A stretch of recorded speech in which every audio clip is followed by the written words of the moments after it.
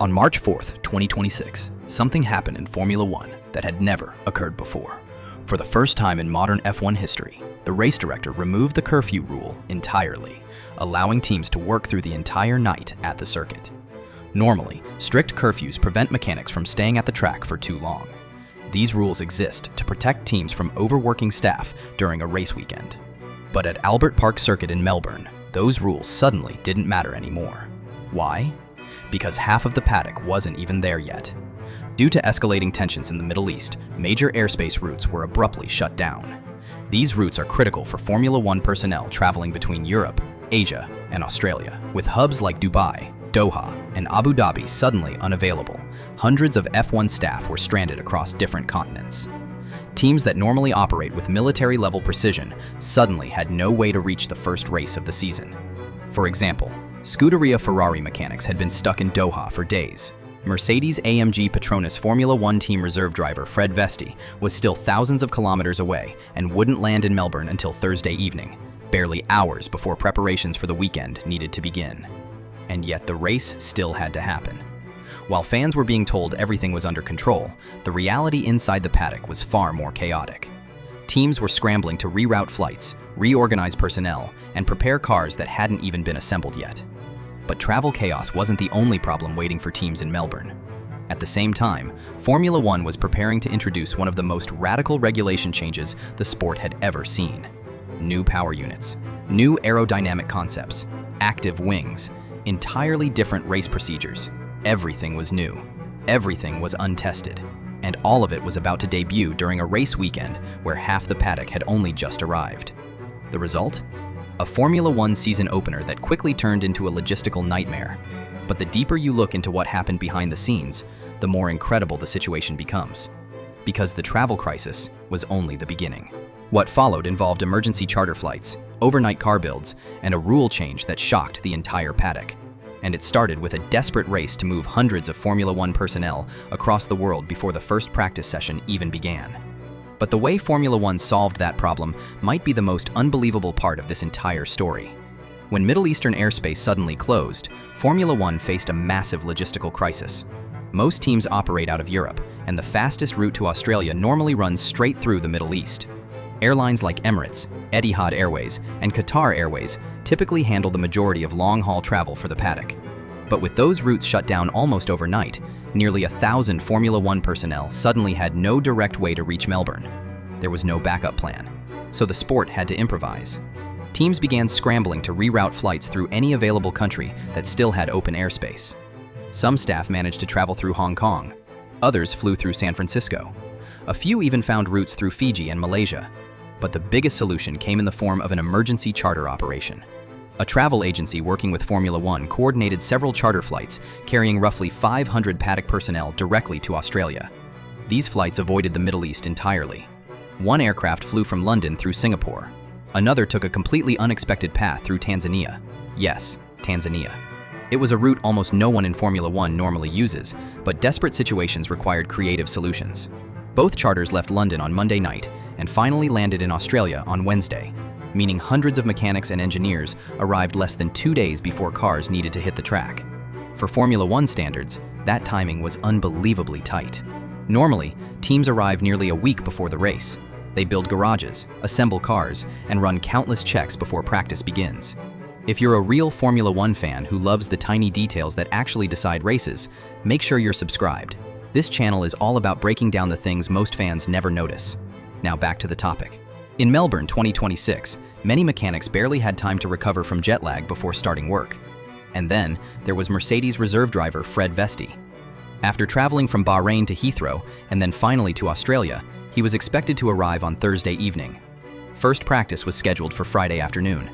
That left barely enough time to settle in before the season began.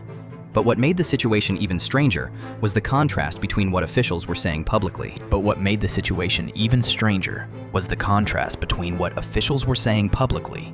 Race organizers insisted everything was under control.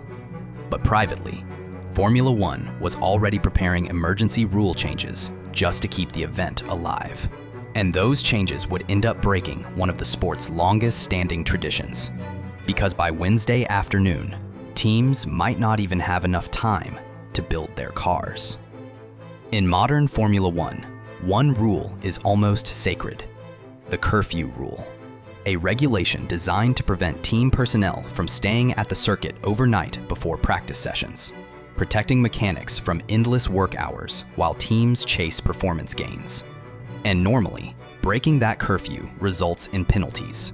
But at the Australian Grand Prix, the FIA made an unprecedented decision and removed the rule entirely, when race director Rui Marques issued an official notice stating that restricted working periods would not apply for the Melbourne weekend, meaning that for the first time since the curfew system was introduced, teams were allowed to work through the entire night.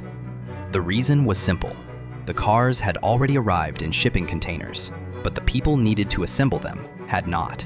Even though most key personnel eventually made it to Australia on emergency charter flights, the margin for preparation had completely disappeared, forcing teams to use every possible hour to build and prepare their cars before the first practice session.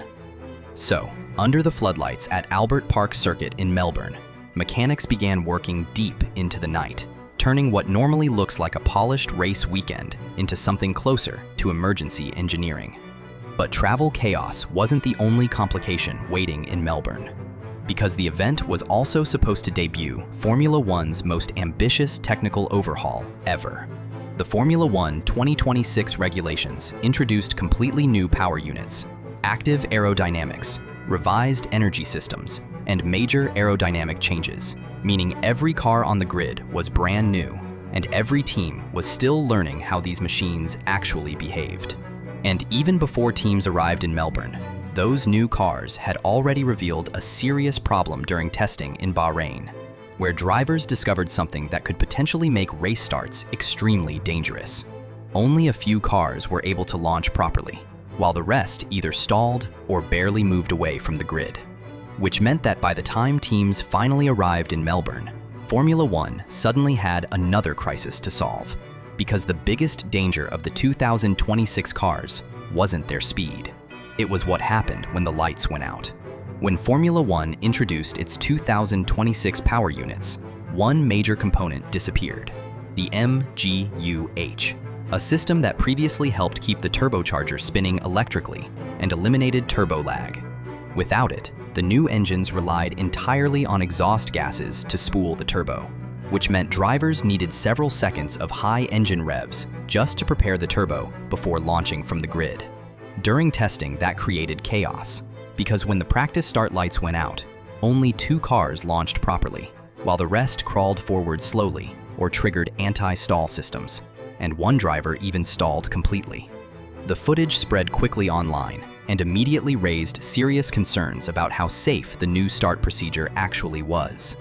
Drivers began warning the FIA almost immediately, and among the most vocal was Oscar Piastri from McLaren, who explained that starting a race with 22 cars using reduced downforce and unpredictable launches could be extremely dangerous.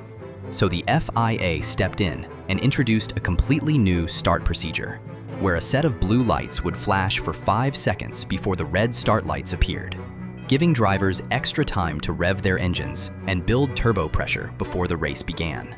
At the same time, teams collectively agreed to ban the use of straight mode during the launch phase, a mode that normally reduces aerodynamic drag by flattening the wings to increase top speed on straights, but using it during the start would also drastically reduce downforce. And 22 cars launching toward the first corner with less grip was a risk nobody wanted to take. Even with those changes, teams were still entering the Australian Grand Prix weekend with an entirely new race start system that had barely been tested, all during a race weekend already stretched to its logistical limits. Which leads to an even bigger question. How did Formula One manage to pull the entire event off at all? Because when you step back and look at everything that happened in Melbourne, the scale of the challenge becomes almost unbelievable. Formula One wasn't just launching a new season, it was launching an entirely new era. Because the Formula One 2026 regulations introduced revolutionary changes, including active aerodynamics, new hybrid power units, revised energy deployment systems, and even an additional team on the grid with Cadillac Formula One team joining the championship. All of that was already stretching the sport's logistics to the limit. And then the travel crisis hit. Freight systems were already under pressure because the cost cap had changed how teams shipped equipment around the world. So instead of simple cargo shipments, teams now had to carefully manage what counted inside or outside the financial regulations. Some teams described the process like solving a giant puzzle.